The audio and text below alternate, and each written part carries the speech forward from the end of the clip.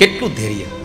એકવાર એક માણસો, એક મહાત્માજી પોતાનું પ્રવચન આપતા હતા અને એ પણ ધૈર્યની વાત કરતા હતા કે ગમે તેવું હોય માણસે ધીર રાખવી જોઈએ, ધીરજ રાખવી જોઈએ, માણસે અધીરું ન થવું જોઈએ. એક માણસે ઊભા થઈને પૂછ્યું કે હે મહારાજ, છાયણીમાં પાણી લઈને જવું હોય તો કેટલી ધીરજ રાખવી? જોઈ છે ને છાયણી, અનાજ ચાળવાની, લોટ ચાળવાની, જે તમે છામણો કહો છો ને, એ છાયણીમાં પાણી ભરી અને લઈ જવું હોય સામે, અહીંયાથી પાણી ભરવું હોય ને સામે છેડે લઈ જવું હોય તો કેટલી ધીરજ રાખવી જોઈએ? મહાત્માજીએ જવાબ આપ્યો, એ પાણી બરફ થઈ જાય ત્યાં સુધી ધીરજ રાખો, પછી બરફને તમે ભરીને લઈ જાઓ. માણસ પોતાના જીવનમાં ધીરજ રાખે તો દુઃખી નહીં થાય. ધત્તે ધૈર્યમ તુયો ધીમાન સધીર પંડિતો થવા. પંડિત એ છે જે માણસ ધીરજ રાખે છે. દેવર્ષિ નારદ કહે છે આપ ધીરજ રાખો, હું તમારા દીકરાને જગાડીશ, અને તમારા દીકરાને જગાડું નહીં તો હું હરિનો દાસ નહીં. તદાહમ ન હરિર દાસો લોકે ત્વામ ન પ્રવર્તયે. હું હરિનો દાસ નહીં જો તમારા દીકરાને જગાડું નહીં તો. હું તમારો પ્રચાર કરીશ, તમારો પ્રસાર કરીશ. આપ ચિંતા ના કરો. ગેહે ગેહે જને જને લઈ જઈશ તમને, પણ આપ અહીંયા રોકાવો. દેવર્ષિ નારદે જ્ઞાન અને વૈરાગ્યના કાનમાં વેદ મંત્રો ગાયા, ગીતાજીના શ્લોક ગાયા, જાગે, આળસ મળીને સૂઈ જાય. હવે નારદની ચિંતા વધી કે જે માણસો આનાથી નથી જાગતા શું કરું? આકાશવાણી થઈ, સત્કર્મ કરો, સત્કર્મ કરો. હવે ચિંતા વધી ગઈ કે ગીતાજીના શ્લોક અને વેદના મંત્રોને સત્કર્મ ન કહેવાય તો સત્કર્મ કહેવાય કોને? આ ચિંતાને લઈને નારદ નીકળેલા અને બદ્રિક આશ્રમની અંદર સનત કુમારોને મળ્યા. સનત કુમારોને પૂછ્યું કે જે જ્ઞાન અને વૈરાગ્ય સૂઈ ગયા હોય એને જાગૃત કરવા શું કરવું જોઈએ? એના માટે એક જ સાધન છે, તમે એને સત્સંગ કરાવો. સત્સંગથી જ્ઞાન અને વૈરાગ્ય જાગૃત થઈ જાય છે.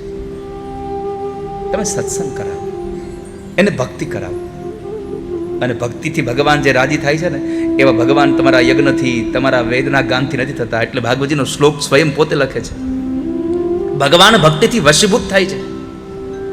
ન તપોભીર ન વૈદેશ્ચ ન જ્ઞાનેનાપિ કર્મણા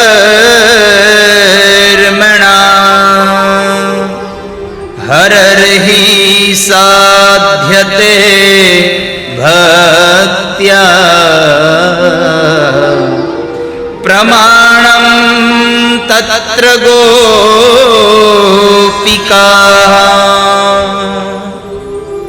ભક્તિથી ભગવાન વશ થાય છે એનું કોઈ શ્રેષ્ઠ સાધન, કોઈ ઉદાહરણ હોય તો ભાગવતની ગોપીઓ છે. જુઓ તમે, સતત ભગવાનમાં રત રહે છે. ભગવાનમાં કેટલી રત રહે છે ગોપીઓ?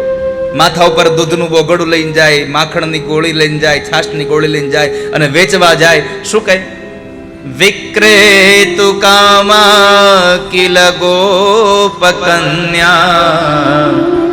મુરારી પાદાર્પિત ચિત્ત વૃત્તિ દધ્યાદિકમ મોહવશાદ વોચ ગોવિંદ દામો ધર્માધવેતી.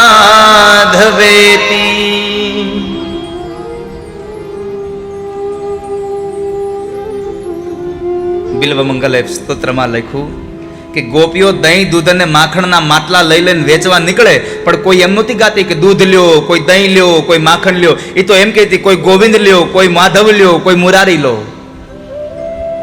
જ્યારે તમારી ભક્તિ આવી થઈ જાય ને ત્યારે ભગવાન તમારા વશીભૂત થાય. તમારું જ્ઞાન ગમે તેટલું વધે એનાથી ભગવાન તમારા વશીભૂત નહીં થાય. તમારી ભક્તિ વધે તો ભગવાન તમારા ત્યાં આવશે. આ સંસારમાં તમે જુઓ, મીરાને ભગવાન મળ્યા, નરસિંહને ભગવાન મળ્યા, સંત તુકારામને ભગવાન મળ્યા, એકનાથજીને ભગવાન મળ્યા, સંત જ્ઞાનેશ્વરને ભગવાન મળ્યા. આ કોઈ કઈ યુનિવર્સિટીમાં ભણવા નહોતા ગયા. એને ભગવાન પ્રત્યેની ભાવના શુદ્ધ હતી, પવિત્ર હતી. તો શું થયું? એને ભગવાન તો મળ્યા, પણ એ અભણે લખેલા પદ આજે યુનિવર્સિટીમાં ભણવામાં આવે છે. જ્ઞાન તમારી પાસે કેટલું છે મહત્વ નથી, તમારી પાસે ભાવ અને ભક્તિ કેટલું છે એ બહુ મહત્વનું છે. તમારી પાસે સોનું કેટલું છે ને એ મહત્વ નથી, પણ એ સોનામાંથી ઘરેણા કેટલા છે એ તમારા મહત્વના. સોનાની લગડી આખી હોય તો હું કઈ ગળામાં પહેરીને જવાની? ભલે 1 જ ગ્રામનું હોય પણ ઘરેણું હોય તો પહેરવા થાય. તો અહીંયા આગળ જ્ઞાન ગમે તેટલું હોય પણ ભગવાન તો ભક્તિથી જ પ્રસન્ન થાય છે.